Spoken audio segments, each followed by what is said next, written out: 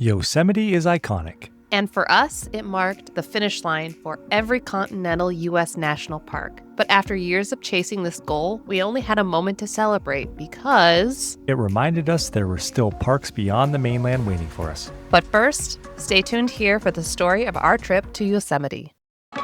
We're Jay and Bea, and at the beginning of 2021, we hit the road.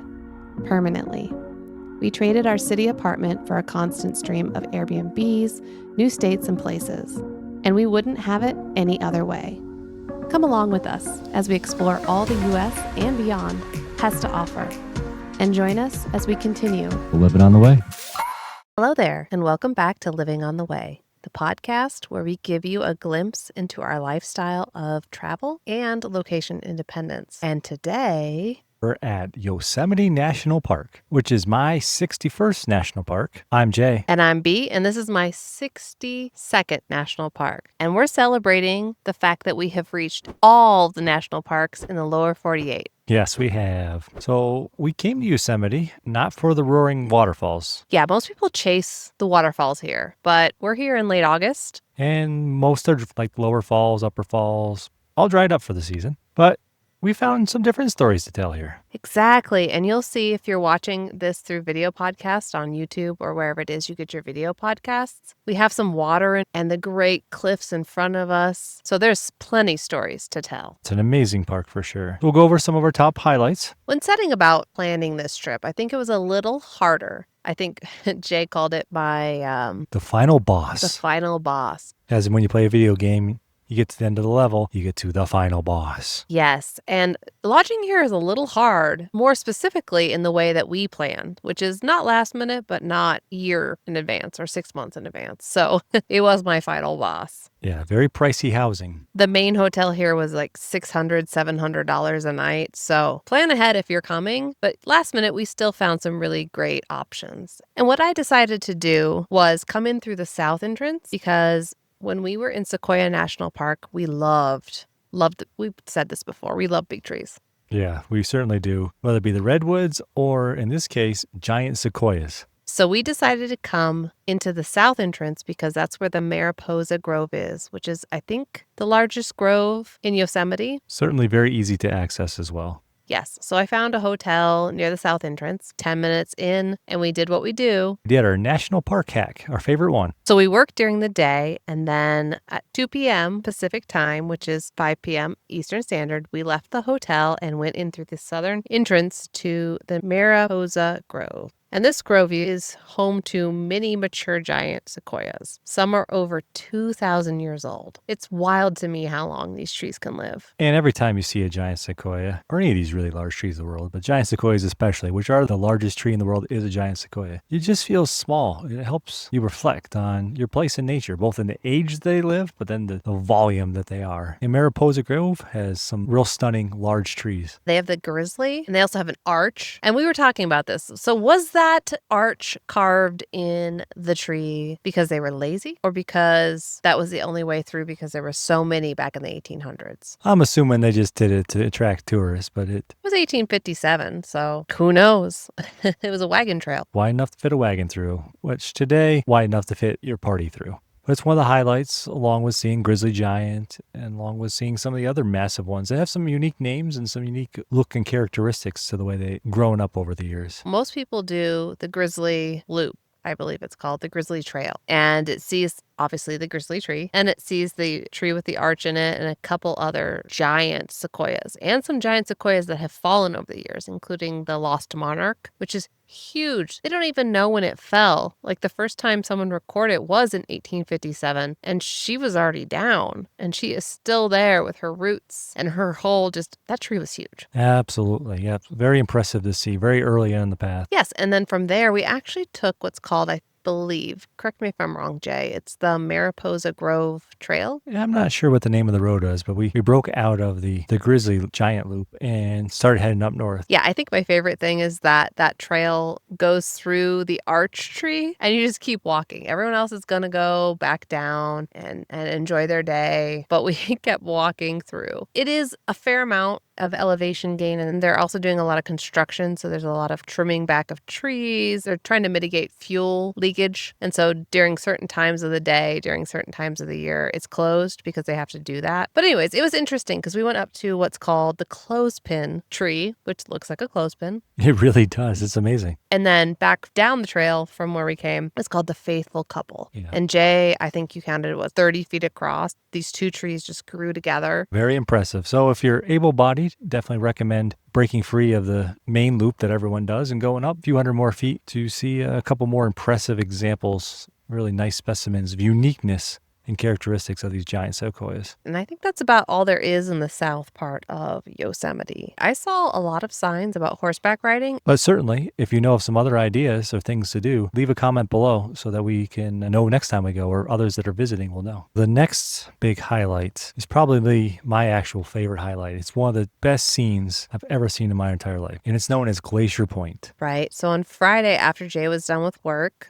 we hit the road again, checked out of our hotel, got a late checkout, and made our way in through the south entrance again, then up through Wawana Village, where I got coffee, because I had some coffee in the afternoon. And then we went up to what's called Glacier Point, as Jay mentioned. Yeah, which is a seasonal road that goes up to it. Certainly you can hike to it from down in Yosemite Valley, but if you want to drive up to it, there's a seasonal road open once the snow goes away and before the snow returns. And that hike is called 4 Mile Hike, and it's an elevation gain of 3,000 in that 4 miles, which is, I'm not ready for that. Are you ready for that? It would probably be interesting. It's the original trail that took you up to Glacier Point, but now, You drive as up noted, you can drive up. And sometimes what I've read is that sometimes if it's really busy in the park, you're going to have to park at different parking lots. They're going to flag you over and they'll take you up through shuttles. So we didn't experience that because we're here in August, so later in the summer. And also, as we said, we did the national park hack that we love is going in later. And later is not lunchtime. Later is between 1 and 3 p.m. Whether you hike it or you drive up to it is the must-do activity in my book. Right. And I wasn't sure, right? Because this is my final boss. And I fought the boss. I got the accommodations. And I was not 100% sure this park was worth it. But when we came up and we crested, I believe it was called Washburn Point pull off and overlook, I was like, hey, we should stop there. But we listened to Guide Along and he said, keep going to Glacier Point and then you can come back. And I'm glad we did because we got out of the car, you walk a little bit and you see the view.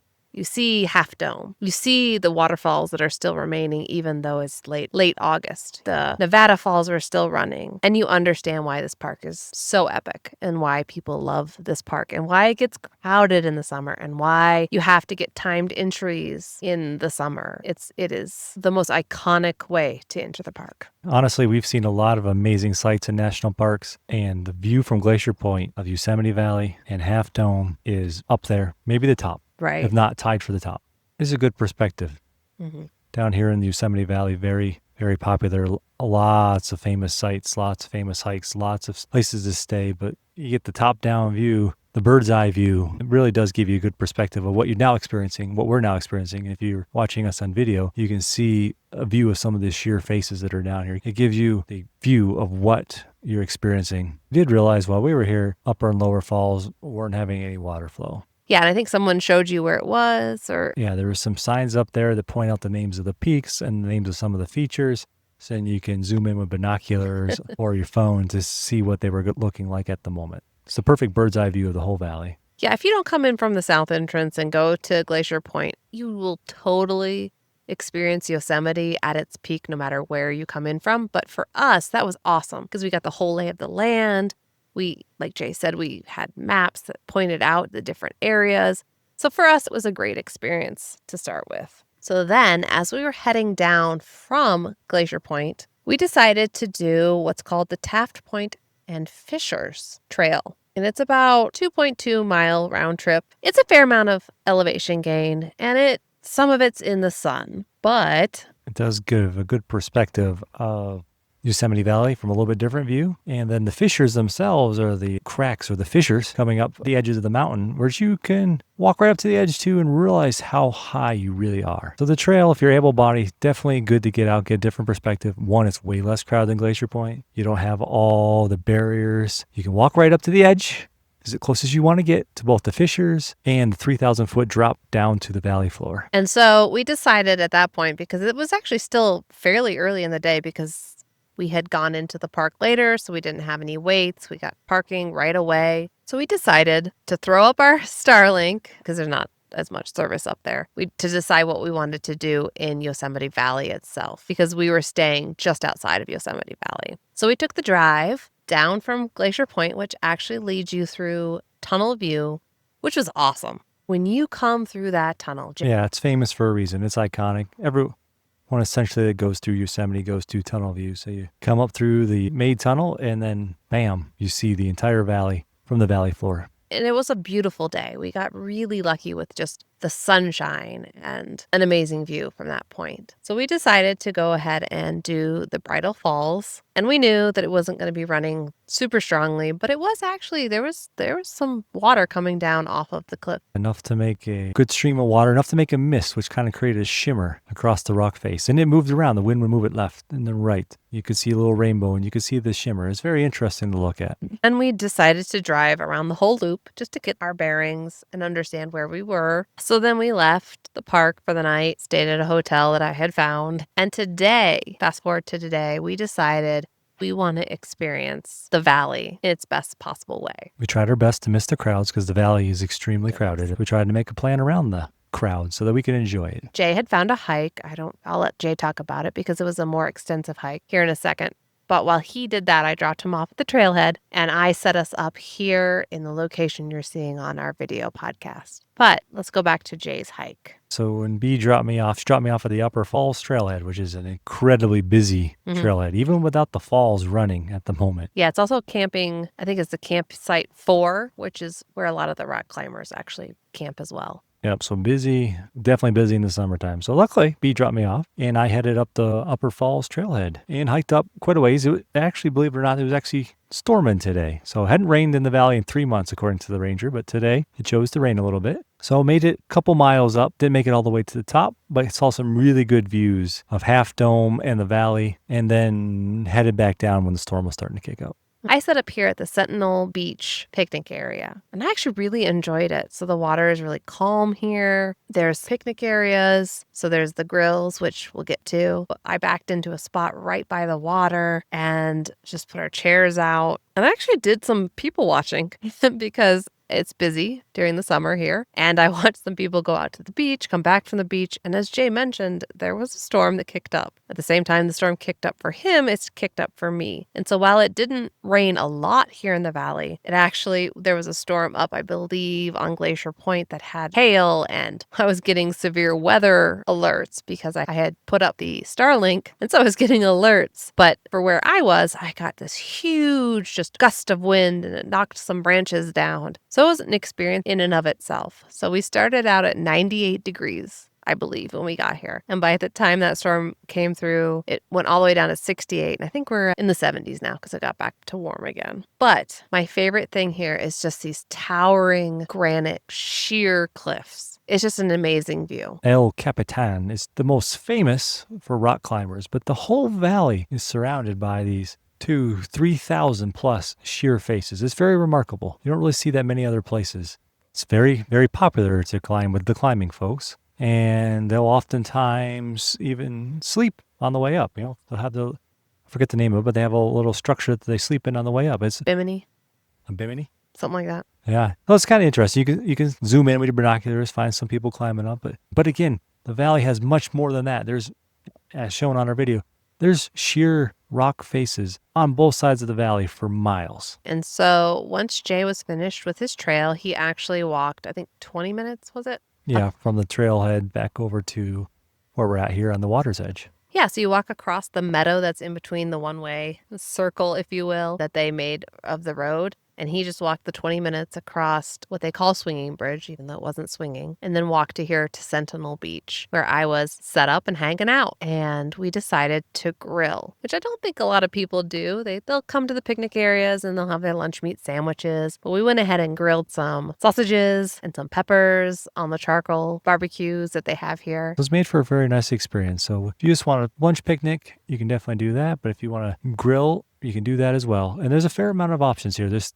several picnic areas. We've scouted a few out. We end up picking this one because we like the view and it was close to the trailhead, so I could walk back to it. And I saw a lot of people swimming in the water here, enjoying themselves and just setting up for a while. It's really quiet now because it rained about an hour or so ago, and so people cleared out, but I could really see this being a great place in the summer. Great place to cool off on the hot days like today when it's up into the 90s. Yes. And while it looks like the sun is going down on this particular episode, if you've enjoyed following us on our national park journeys or just enjoy our travel in general, we would love you to come along on our journey. So follow us and like and subscribe if this is something that you're interested in. And until next time, we will be Living on the way.